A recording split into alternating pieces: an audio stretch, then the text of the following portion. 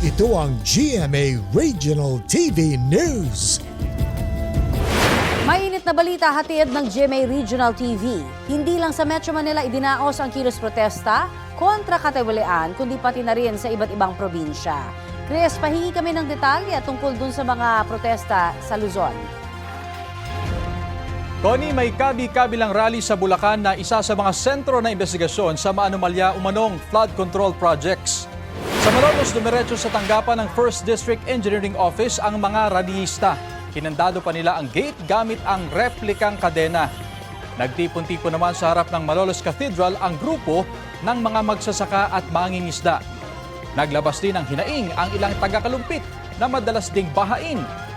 Sa Angeles, Pampanga, inikot ang isang lobong buwaya at pinagpapalo ng mga rallyista para ilabas ang kanilang galit sa mga kurap.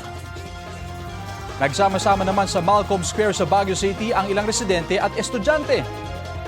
Sa Bicol naman, nagkilos protesta rin ang ilang taga-Daet Camarines Norte sa First Rizal Monument.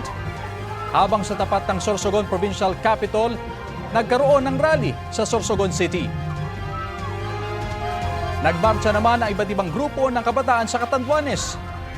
At dito naman sa Dagupan, Pangasinan, nagkaroon ng Rosary Rally bilang pakikisa laban kontra katiwalian.